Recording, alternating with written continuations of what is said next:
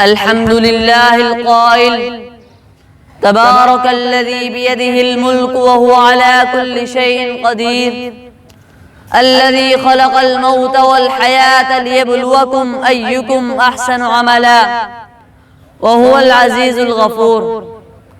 أحمده سبحانه وأشكره، وأشهد أن لا إله إلا الله وحده لا شريك له، وأشهد أن محمدًا عبده ورسوله صلى الله عليه وعلى آله وأصحابه أجمعين.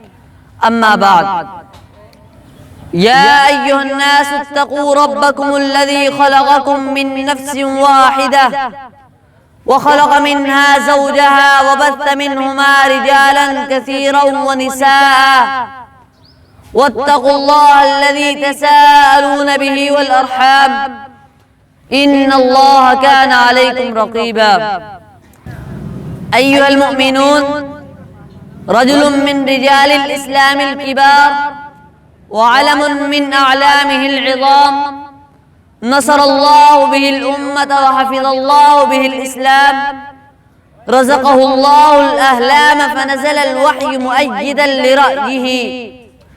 إنه الملهم الفاروق عمر بن الخطاب رضي الله تعالى عنه، قال عنه النبي صلى الله عليه وسلم: لقد كان في من كان فيكم من بني إسرائيل رجال يكلمون من غير أن يكونوا أنبياء، فإن يكن من أمتي منهم أحد فعمر. كان من أحب الناس رسول الله صلى الله عليه وسلم.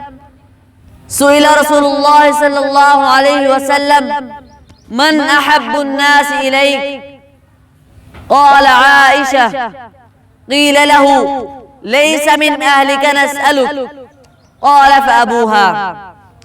وأخبر النبي صلى الله عليه وسلم رأيا رآها إذا كان ينزع من بئر، فجاء أبو بكر رضي الله تعالى عنه فنزع ذنوبا أو ذنوبين.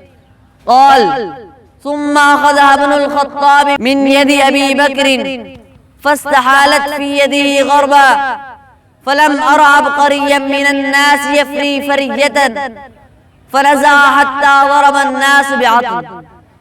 ولقد صدق الله رسوله الرؤيا بالحق، فتولى خلافة عمر بن الخطاب بعد أبي بكر رضي الله تعالى عنهما، وقوي سلطان الإسلام وانتشر في مشارق الأرض ومغاربها، ففتحت بلاد الشام والعراق ومصر والفارس.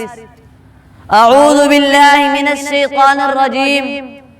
محمد رسول الله، والذين معه أشداء على الكفار رحماء بينهم، تراهم ركعا سجدا يبتغون فضلا من الله ورضوانا، سيماهم في وجوههم من أثر السجود، ذلك مثلهم في التوراة ومثلهم في الإنجيل، كزرع أخرج شطأه فآزره فاستغلظ فاستوى على سوقه يعجب الزراع ليغيظ بهم الكفار.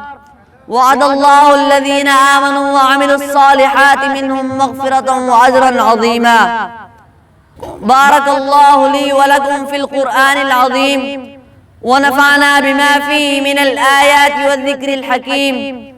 أقول قولي هذا واستغفر الله لي ولكم ولسائر المسلمين، فاستغفروه وتوبوا إليه إنه هو الغفور الرحيم.